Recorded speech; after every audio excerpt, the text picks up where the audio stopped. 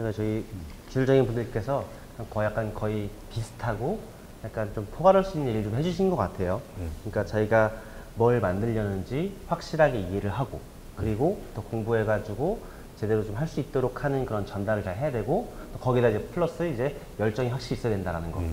그냥 뭐 남들이 뭐 시중에 만들어진 것들을 그냥 가져와서 이것보다 이게 아니라, 제가 진짜 뭔가 개발을 해보겠다는 그런 의지를 가지고 제대로 준비해서 명확하게 전달할 수 있도록 하는, 그렇죠. 요것만 되게 있다고 한다라면 시작 자체를 되게 좀 잘 할 수 있겠다라는 생각이 좀 듭니다.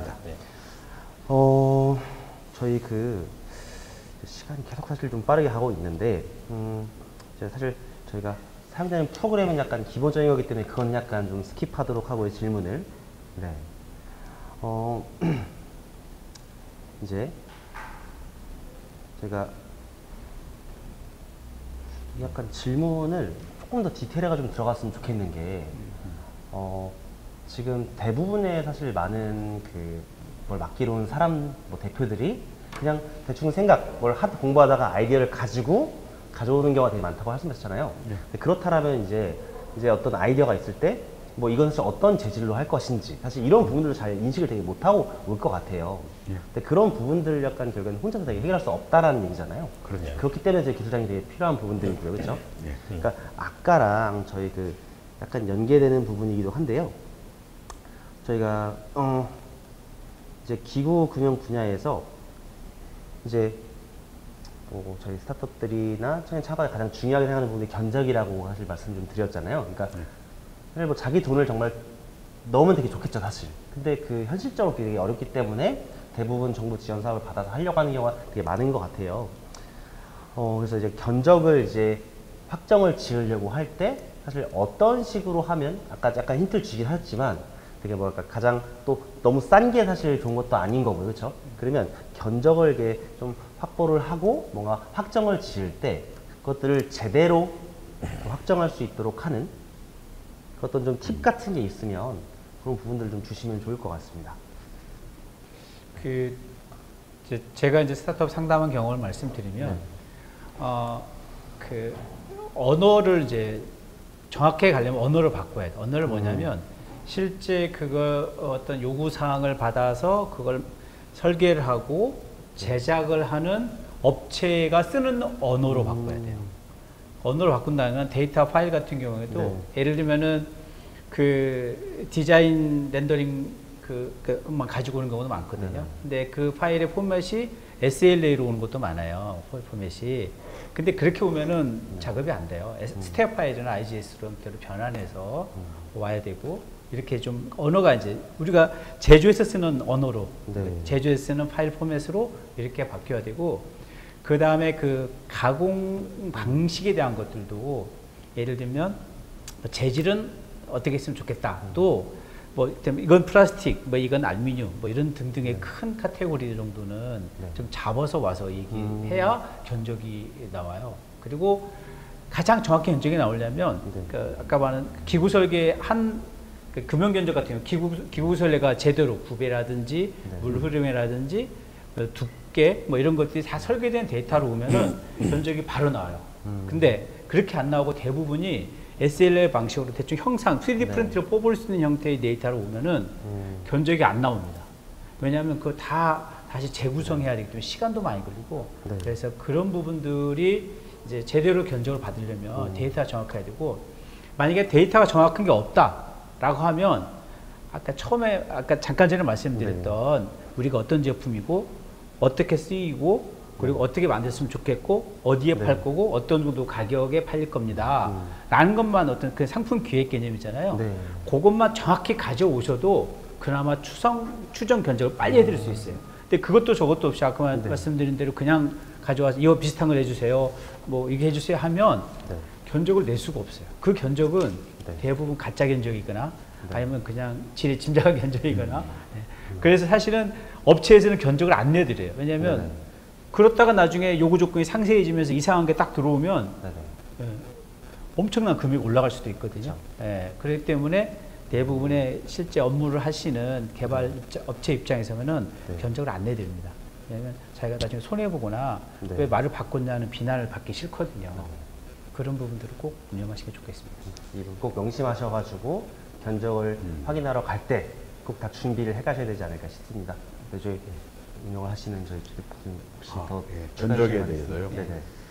근데 이제 이 견적이라는 것은 이제 마지막 단계거든요. 네. 대부분이 이제 제품을 어떻게 만들 것인가, 목합이 나온 상태, 뭐 기능을 어느 정도 인정된 그런 모델링 가지고 마지막으로 이제 결정하는 그런 것이 이제 견적이라고 이렇게 얘기를 하는데요.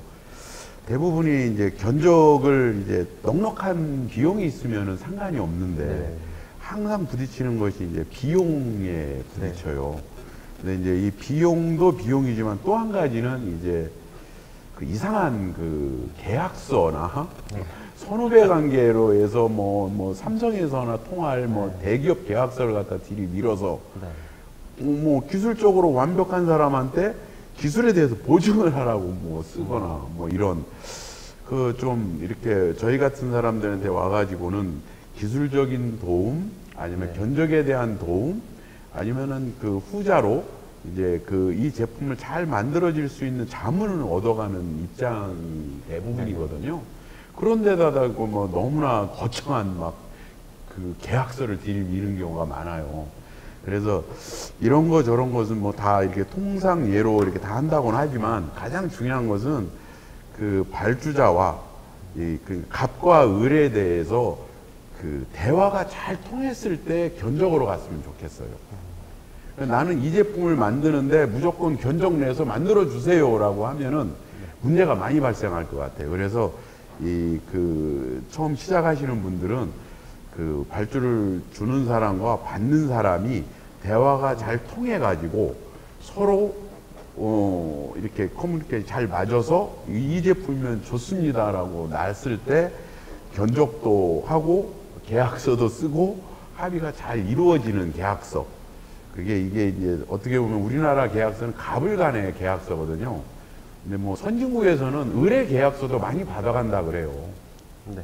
지금 우리는 다 갑을 간의 계약서라 상당히 좀 어떻게 일하는 사람의 불리한 계약서를 많이들 들고 오세요.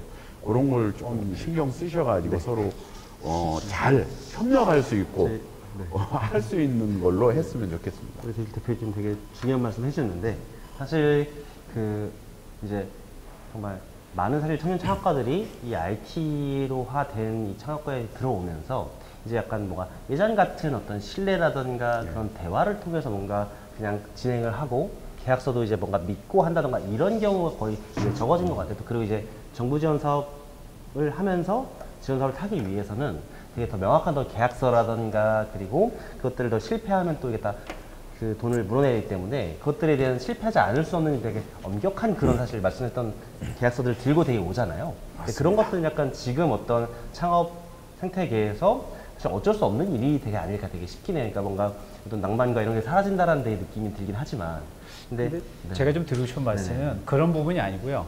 그러니까 멘토링 하시는 분들 중에 대기업 간부 하시다가 오신 분들이 있는데 대기업 계약서를 들고 오세요. 그래서 거기에 대기업과 하청기업 간의 계약서는 사실 그러니까 공개되지 않고 은밀에 되어 있는 계약서에는 갑을이 진짜 갑질의 전형이 계약서에 다 들어가 있어요. 뭐 예를 들면 어떤 게 좀 있을까요? 뭐 사장님 말씀하셨는데. 예, 그 부분에 대해서는 이렇게 말씀을 할게요. 그 갑과 을에 대해서는 여러 가지 방법이 있는데 대기업은 그 니필금형이라 그래서 완벽히 개발되어 있는 제품을 또다시 팠을 때 쓰는 계약서예요, 대부분이. 근데 지금 스타트업은 개발되는 거잖아요. 새롭게 하고 처음 하는 일이란 말이죠. 그럼 저희도 이게 성공을 할지 실패할지를 잘 모르는 데다가 그 대기업에 여러 번 하고 걸러져 있는 개발을 가지고 계약서를 쓰는 경우와 그다음에 이제 막 시작을 해서 그 아이디어 제품을 만드는 계약서는 좀 달라야 되지 않느냐 이런 말씀을 드리고 싶어요. 구체적으로는 뭐 많이 준비를 못해서 더 이상은 얘기를 못 드리고요. 개발하는 제품에 대해서 계약서는 좀 달라야 된다. 준비되어 있고 또 니필이라고 해서 한 벌, 두 벌, 10벌을 파는 데에 대한 계약서를 가지고 와서는 안 될 것 같다라는 생각이에요. 예를 들면은 이제 이런 방식이에요. 제가 들은 바에 의하면 예를 들면은 그 돈을 주고 당신이 일을 시키는데 네. 왜 그 강제 규정, 이를테면 품질에 대한 문제, 네. 클레임이 발생했을 때 뭐 다시 돈을 다 네. 배상을 해야 한다든가 네, 네. 아니면 이를테면은 뭐 어떤 조건의 품질이 안 나오면 네. 모든 비용을 다 한다든가 또는 제가 심지어 이런 계약서를 봤어요. 그 아이디어가 누출이 네. 제3자에 누출됐을 경우에는 무조건 5천만 원을 배상해야 된다. 이런 계약서를 들고 오는 거예요. 네. 네, 이런 계약서는 사실 업체에서는 받아들일 수가 없는 완전히 불평등한 계약서예요. 네, 네. 근데 그렇게 할 때도 어떻게 얘기를 하냐면 돈 주고 일 시키는데 왜 그런 것들을 포함시키지 못하느냐라는 거예요. 근데 사장님이 말씀하셨지만 같이 협력해서 개발하는 거예요. 없는 제품을 스타트업이 늘 얘기하잖아요. 우리는 없는 제품을 개발해 세상에 우리 제품 비슷한 게 없습니다 라고 하잖아요. 그러면 같이 개발하는 파트너들은 같이 없는 제품을 만드는 사람들이거든요. 예. 근데 어떻게 그게 100% 개런티를 할 수 있냐. 같이 도전하면서 협업하면서 문제점이 발생하면 개선하고 이렇게 가야 되는데 그래서 대등한 관계에서 서로 협업할 수 있는 이런 계약서가 아니고 무조건 했으니까 그 목표한 수준을 달성 못하면 무조건 다 100% 해야 돼. 그럼 비용도 사실 그 리스크까지 포함된 비용을 지급하면 되는데 그렇지 않아요. 그렇지 않아요. 예. 맞아요. 그러니까 못하는 거죠. 그래서 네. 실제로 이게 다 돼서 하겠습니다 해놓고 마지막에 계약서 보고 깨지는 걸 많이 봤어요. 그러니까 사실 뭐랄까 저희 같은 어떤 협업과 파트너 관계에서의 이렇게 가면 되게 사실 맞습니다. 좋긴 하지만 사실 여기서 제가 창업가 분들의 어떤 입장을 말씀드리지 않을 수가 없는 이유는 뭐냐면 그러니까 그게 뭐 이제 정말 갑과 을, 뭐 내가 갑이다 을이다 사실 뭐 이런 사실 관계로서 뭔가 규정한다기보다는 그러니까 결국에는 자기가 생각한 그런 뭐 아이디어에 대해서 성공할 수 있는 확신을 가지고 근데 이거를 되게 여러 사실 업체들 중에서도 이제 딱 그 한 곳을 정해서 이제 금형 설계를 되게 하게 됐는데 그 실패에 대한 리스크를 결국에 이제 어떤 적정한 비용을 지불했다고 생각한 상태에서 이것이 실패하는 거에 대해서는 이제 그럼 어느 정도 책임을 줄 수가 없다라고 하는 거죠. 그럼 이제 공정거래라는 부분에서 들게 되는 건데 그럼 이제 여기서 이제 비용을 뭐 그렇다고 더 추가할 수 있냐라고 하면 또 그렇진 또 않은 사항인 거거든요. 그래서 이 부분에 대해서는 그래서 제가 생각하기에는 이제 주신 말씀을 좀 약간 좀 종합해 보면 정말 합이 잘 맞고 같이 이런 것들을 뭐 한 번 실패했다고 해서 그냥 포기해 주시는 그런 이제 금형 업체라든가 기구 업체가 아니라 함께 뭔가 끝까지 할 수 있도록 하는 그런 그 좋은 업체를 잘 선정하는 게 되게 중요하지 않을까. 그럴 때 견적이 더 잘 나올 수 있지 않을까. 맞습니다. 들고요. 그리고 좀 마지막 하나 좀 덧붙이면 그러니까 싸게만 하는 것이 핵심이 아니라 저는 만약에 이런 부분들에 대해서도 같이 뭔가 넣고 하려면 리스크 테이킹에 대한 부분들로 같이 비용이 들어가야 되는 것은 그게 사실 공정거래인 것 같아요. 네. 맞습니다. 예, 뭐 거기에 조금 첨언을 좀 더 드리자고 하면 이런 경우가 많이 봤어요. 이제 다른 업체에서 이렇게 설계를 하거나 금형을 만드는데 다른 선배나 그 옆에 있는 동료가 바가지 썼다.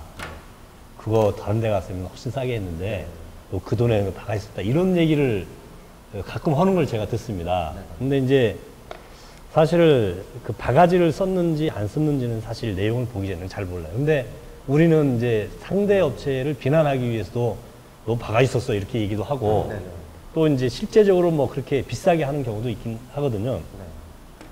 근데 우리가 이제 이 견적이라는 걸 보면 일반적으로 그 스타트업이든 아니면 기업체에서 할 수 있는 견적 방법은 비교 견적입니다. 내가 이제 한두 세 군데 정도 견적을 받아가지고 그 중에 제일 싼 데라든지 아니면 뭐 너무 싸니까 이건 좀 이상하다 그러면 중간에 업체를 선택하든지 하는 비교 견적 방법이 좀 있고 또 하나의 견적 방법에는 이제 목표 견적이라는 게 있어요. 내가 목표 가격을 설정하고 그 목표 가격을 업체에 제시를 해주는 방법도 있거든요. 그래서 내가 개발할 금액이 얼마이기 때문에 얼마의 가격에 맞출 수 있는 그런 업체들을 이제 선택을 해나가는 이런 목표 견적 방법도 있습니다.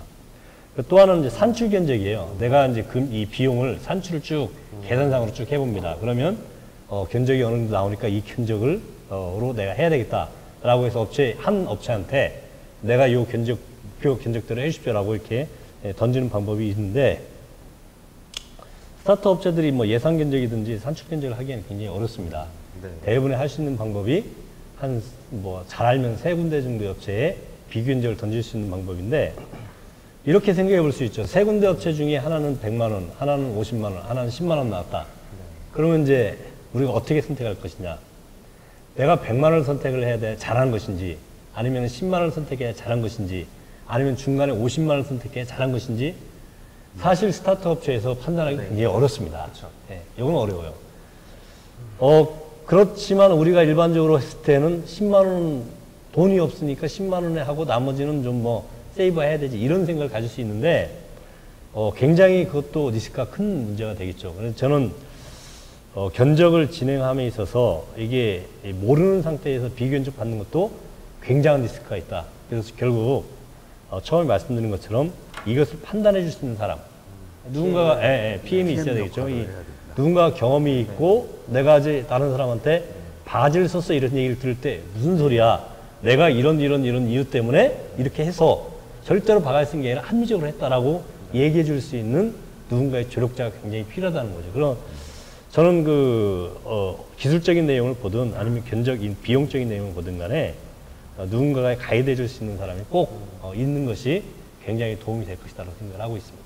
근데 제가 한마디 첨언을 드리자면 사실 바가지 썼다라는 경우는 사실 들여다보면 대부분은 그만해요. 그러니까 그만한 사정이 다 있어요. 대부분이. 그래서 저 같은 경우에도 상담하다 보면 여러 군데 견적 금액을 저한테 보여주거든요. 그럼 저 같은 경우는 어떤 정도의 퀄리티를 요구했습니까? 물어봐요. 그 퀄리티면 그 정도 가격이 돼요. 근데 또 낮은 금액한테 물어봐요. 어떤 업체입니까? 그러면 그 업체에서 이런 얘기 하셨어요. 그러면 거긴 그만한 금액이 돼요. 라고 합리적 이유가 다 되거든요. 그러니까 실제로 누굴 비난하기 위해서 바가지 썼다는 얘기고, 아까 처음에 말씀드렸지만 몇 개가 넓지가 않아요. 금융업체들. 그래서 견적을 낼 때 폭리를 취하진 않아요. 폭리를 취할 경우는 혹시 모르면 어떤 경우냐면 정말 지인이라서 또는 뭐 예를 들면 이제 오버헤드를 만들어서 일부러 돈을 빼돌리기 위해서 이런 거 아니면은 대부분 비슷한 견적이 나옵니다. 제가 견적을 많이 정확한 데이터를 견적을 들여보면 거의 비슷해요. 견적이. 심지어 모국도 거의 비슷해요. 한 350만 원짜리 견적이 나오는데 뭐 10만 원밖에 차이 안 나요. 왜냐면 공정이 똑같거든요. 인건 요율도 거의 비슷하거든요.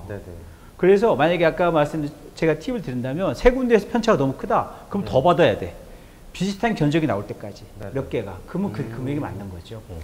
사실은 제 생각에는 이제 그 편차가 그렇게 심한 이유 중에 하나는 뭐냐면 사양이 명확하지 않은 거예요. 그렇죠. 도면의 사양이 명확하거나 요구하는 사양이 명확하면 지금 말씀하신 대로 평준화 되는데 내가 얘기한 것이 워낙 두리뭉실하기 때문에 그걸 듣는 사람 입장에서는 이렇게 중요한 제품인데 이렇게 생각할 때 어떤 사람은 저거 별거 아닌데 이렇게 생각할 수도 있기 때문에 그런 사양화의 명확화가 좀 필요하다는 말씀 좀 드리고 싶습니다. 네. 지금 보고 계시고 또 앞으로 이제 저희 영상을 통해서 보게 되실 창업가분들 정말 이 부분은 정말 중요한 부분인 것 같아요. 사실 이 금형이나 이런 부분들은 엄청 되게 발전되었고 오래된 부분이기 때문에 지금 말씀 주신 것처럼 표준화가 정말 잘 돼 있는 부분인 것 같아요. 그리고 그런 만큼 이런 장인분들과 이제 업체들의 어떤 실력 부분에서 약간 좀 분명히 좀 드러날 수 있는 부분일 것 같아요, 사실. 그래서 그런 부분들에서 잘 고려를 좀 하셔가지고 제대로 된 견적, 그리고 정말 하지만 아이디어를 실제 시키는 데 있어가지고 또 열정만은 또 안 되잖아요. 그 부분에서 저희 장인분들의 도움을 좀 받으면서 PM으로 사실 초빙한다던가 오신다거나 아니면 적어도 사실 상담을 받아서 하는 그런 부분들을 꼭 고려하셔가지고 실제로 정말 다 실패하고 난 할 수 있다고 해가지고 많은 걸 비교해보고 했지만 이게 이미 돈 다 쓴 상태에서 이게 실패해버리면 이거 사실 실패 비용은 너무 크거든요. 그렇기 때문에 생각에는 이 앞 단계에서 비용이 좀 더 들어간다고 생각할지언정 이 부분들은 잘 짚고 가는 것이 결국에는 내가 앞으로 세상에 내보내고자 하는 제품들을 제대로 잘 타낼 수 있도록 하는 제일 좋은 방법이 아닐까 싶습니다. 일단 이걸로 저희 콘서트는 일단 마무리 짓도록 하고 제가 원래 이제 원래 20분 정도의 질의응답을 받기로 했는데 저희가 이제 그 시간이 좀 많이 좀 지체가 돼서 한 10분 정도만 저희가 질의응답을 받도록 하겠습니다. 그래서 저희 지금 보시는 장애인분들, 참여자분들, 기구 금융 관련돼서 하시는 분들이 그동안 가지고 있었던 그런 질의응답을 좀 저희 플랫폼에다가 질문으로 형태로 올려주시면 그것들을 제가 답변을 드리도록 하겠습니다. 네, 그 이벤터스의 그 질의응답 질문에다가 질문 있으시면 간단하게 올려주시면 잘 대답해 드리도록 할 거고요. 오늘 최고의 그 장님들이 와 계시니까요. 네.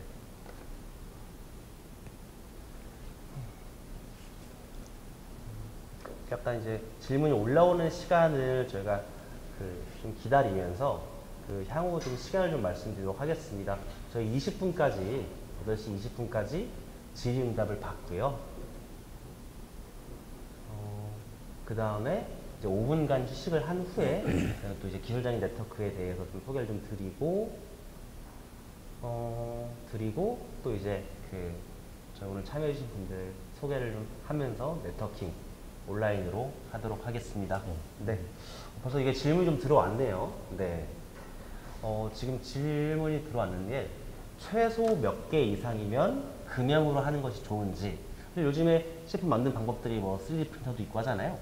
근데 이제 몇 개 이상일 경우에 금형으로 하는 것이 좋은지 이 질문이 들어왔는데 좀 답변을 좀 주시면 좋을 것 같습니다.